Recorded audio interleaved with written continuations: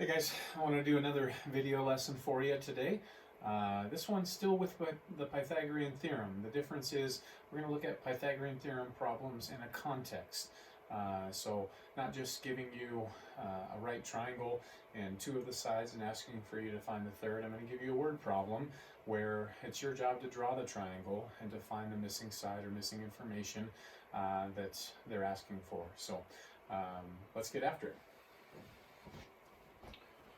All right, in this first question, again, we're really not learning anything new in this lesson. It's just applying the Pythagorean theorem to specific problems.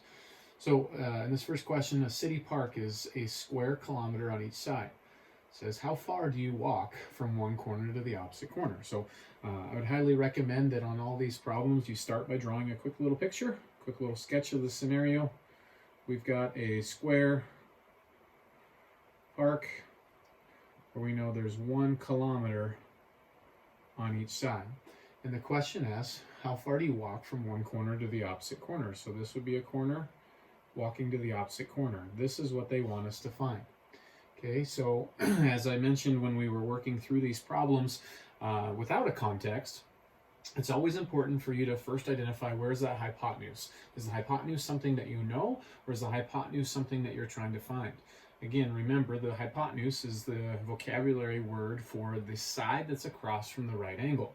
So in this right triangle that we've got right here, x is our hypotenuse, or the side that x represents, the length of, I should say, is our hypotenuse, because that's across from our right angle. Okay, so again, in the Pythagorean theorem, a quick little reminder, a squared plus b squared equals c squared. This is true for right triangles where c is the length of the hypotenuse and a and b are the lengths of the two legs, the other two sides of the right triangle. Okay, so in this situation, we just said x was the hypotenuse. That means 1 and 1 are the other two legs, so you have 1 squared plus 1 squared equaling x squared.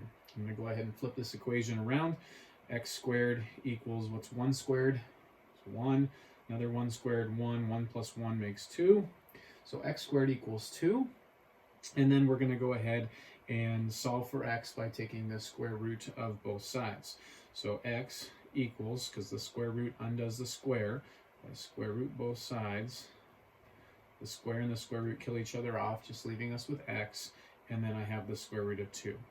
Now, it was very common in your non-context problems to just leave your answer right here and say that x equals the square root of 2. I would encourage you in these problems to go ahead and compute this. Plug it into the calculator, find a decimal approximation, and I would encourage you to give your answer to probably 2 decimal places, as well as to list the units. So I'm going to grab my calculator real fast.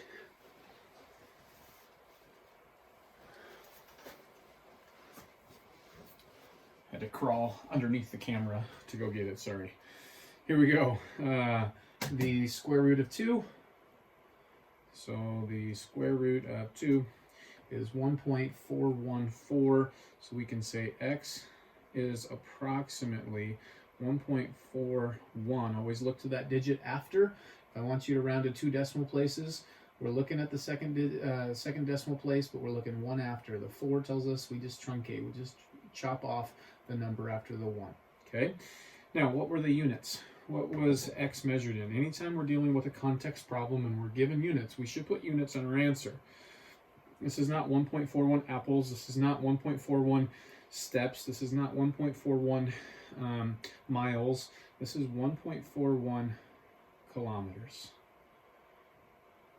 Okay, so that is our solution to how far you would walk from one corner to the opposite corner.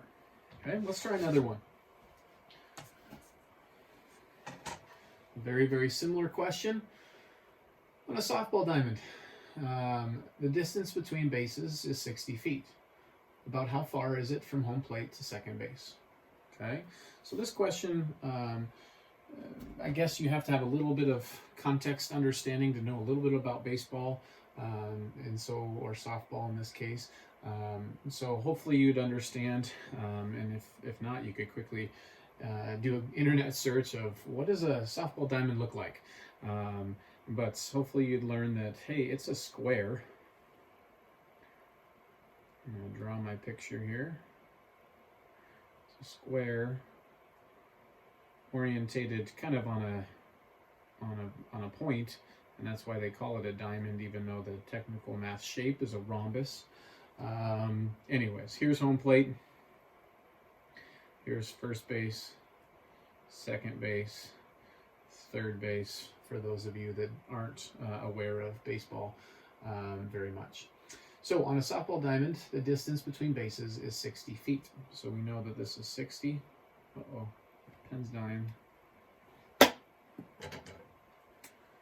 Just like in the classroom, I tried to throw it in my garbage can and I missed.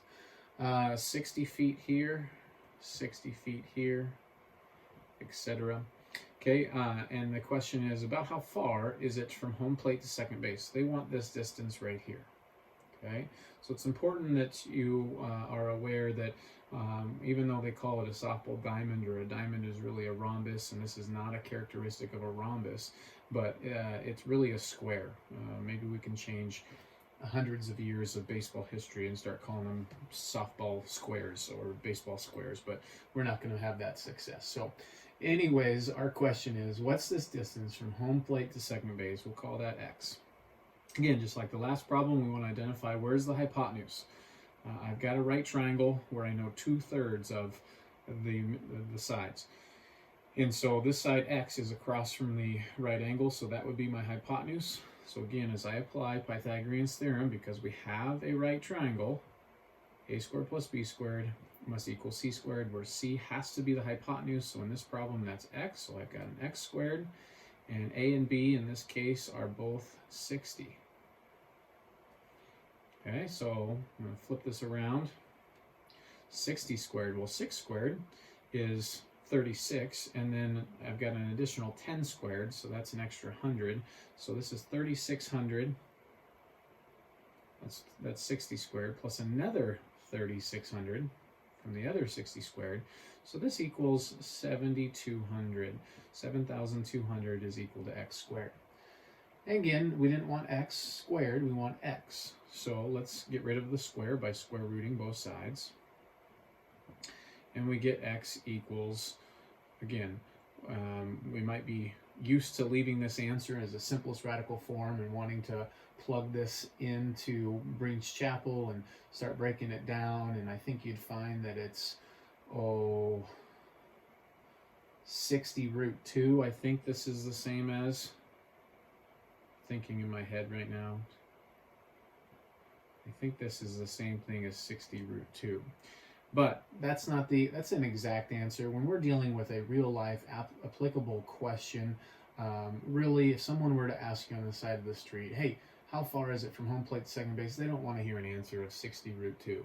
Okay, it sounds very robotic. They want to know, because they want to know how far their kid's throwing that ball. I don't know. All right, so 60 root 2, let me just double check that I didn't goof on that simplifying, since I did it in my head.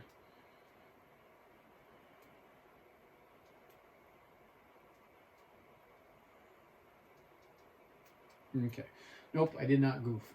I did both 60 root 2 and the square root of 7,200, and they both are the same decimal approximation. So that decimal approximation to 2 decimal places looks to be 84.85 is how best to round. And then what are the units? In this situation, in this problem, we are dealing with feet.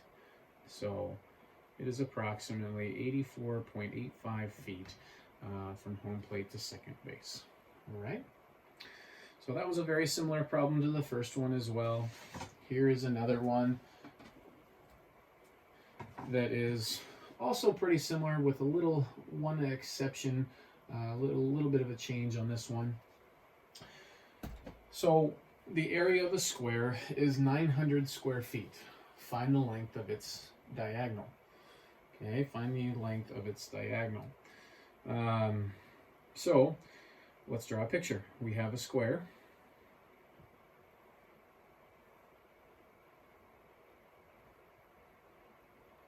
And we know that the area is 900 square feet. Well, if you know the area of the square, how do I find the area of a square? Hopefully you remember that the area of a square formula is just side squared. Just side times side makes the area. So that means there's some side here that when I multiply both of those sides, or do side squared, you get 900. So if I were to solve this and say side squared equals 900, I should be able to solve for the side, each side of the square. So what gets rid of a square? A square root does, right? So the square root of side squared equals the square root of 900. This just makes the side, because the square and the square root kill each other off. And the square root of 900, this is a perfect square, is 30. So what I just learned is that each side of this square is 30. It wasn't given to me, and it's 30 feet by the way. It wasn't given to me in the problem directly, it was given indirectly by giving us the area formula. Okay, and so that's why we took the square root, okay, in order to find the each side. Now, the question ultimately says, though, find the length of its diagonal. There is the diagonal. Well, if this is 30 feet, and you see your right triangle, then the length of the diagonal ends up being this distance, which is the hypotenuse. Again, notice it's across from the right angle, so I can set up Pythagorean theorem since I have a right triangle and I know two of my three sides, x being the hypotenuse. So that means we're going to have 30 squared plus 30 squared equals x squared. Okay? Well, 30 squared and 30 squared, we just actually did 30 squared, right? 30 squared is the 900. Plus another 900 equals x squared. Okay? And then 900 and 900 makes 1800. So then x equals, I've got to square root both sides to get rid of that square. X equals the square root of 1800, which would be 30 times the square root of 2, or more appropriately for this word problem, 30 times the square root of 2, or the square root of 1800. Just plug it into your calculator and you get, we'll go over here, 42.426. So notice after our second decimal place, the 6 tells us that we should round up. So this should be approximately 42.43 feet. Okay. So this is another example of a problem where we can use the Pythagorean theorem. Okay, I'm going to create a fourth one here real quick for you. All three of these examples that I've done, I realize, have been very, very similar in the sense that we're always solving for the hypotenuse. We certainly don't have to always solve for the hypotenuse. So I'm going to make up a problem out of thin air here. This is, preface this is not necessarily going to be factually accurate. So let's say that because I don't know some of this data off the top of my head, this pen's not working too well either. There we go. The width of a soccer field, sorry all of you soccer fans that actually know this off the top of your head, I don't. The width of a soccer field is, let's say, 75 feet. The length from one corner to the opposite corner is 325 feet. The length from one corner to the opposite corner is 325 feet. What is the length of the field. Okay? What's the length of the field? Not the length from one corner to the other corner. We were told that. What is the length of the field? So hopefully, that should be a question mark. Hopefully that you are aware that a soccer field is rectangular. So here is our soccer field. Alrighty. And then there's another little box in there. Maybe not. All right. So there's our soccer field, and we know that the width is 75 feet. And the length from one corner to the opposite corner is 325 feet. So from one corner to the other corner, this distance is 325 feet. So if this is a rectangle, then we've got right angles at all four angles. And so thus we have now a right triangle. Okay, two of them, by the way, that are congruent, but this is the one that I've actually labeled on. So when they ask what is the length of the field, this is now the distance that they're asking for. Okay, so we have a right triangle. I know two of the three sides, so that's a prime candidate for, we're using the Pythagorean Theorem. Pythagorean Theorem, again, a squared plus b squared equals c squared, and c has to be the hypotenuse. So what do I know about the hypotenuse? In this problem, I know the hypotenuse to be 325 feet. Okay, so this would be 75, can be a or b, x is the other a or b. Okay, so you might say x squared plus 75 squared is equal to 325 squared. Okay, and now we need to finish solving. I like to myself do x squared equals, let's get x squared by itself. Let's subtract the 75 squared over to the other side. So this would be 325 squared minus 75 squared. Okay, now I can't just say, oh, well, that makes the square root, this is going to be 250 squared. No, because order of operations, exponents occur as a stronger order in our order of operations than subtraction, right? Please excuse exponents comes before my dear Aunt Sally subtraction right at the end, okay? So I'm going to need to square each of those and then take the difference, okay, in order to find x squared. So x squared is approximately, actually, it won't be approximately, we can compute this. So on my calculator, here I go. I've got 325 squared minus 75 squared. And voila, you get 100,000. X squared equals 100,000. Thus, x equals the square root, right? To get rid of the square, I've got to square root both sides. The square root of 100,000, okay, which is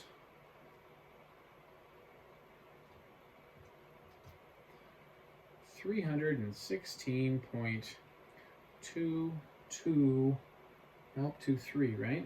23 in units feet. Okay, so if this were the case, that a soccer field indeed had dimensions 75 feet and a and a diagonal, that's the word I was looking for, and a diagonal that was 325 feet, its length would be 316.23 feet. Okay, so have fun. You can go Google what is the actual dimensions of a soccer field. Again, I just pulled that right out of thin air because I wanted to give you an example where you weren't solving every time for the hypotenuse. Here in this problem, you're solving for the longest leg, and that is just a slightly different setup and calculation when using the Pythagorean Theorem. Okay, so hopefully this helps give you a glimpse at a few examples of using the Pythagorean Theorem to solve context or application questions. Be watching for your next assignment over the same material, and hopefully this helps. Again, I hope this video finds you doing well and staying safe, especially as we are opening up here a little bit as a state. continue to practice those great habits of social distancing so we can keep cutting the numbers further and further down on this pandemic and the number of people affected by it. So stay safe, be well. Let me know as always if you have any questions. Take care.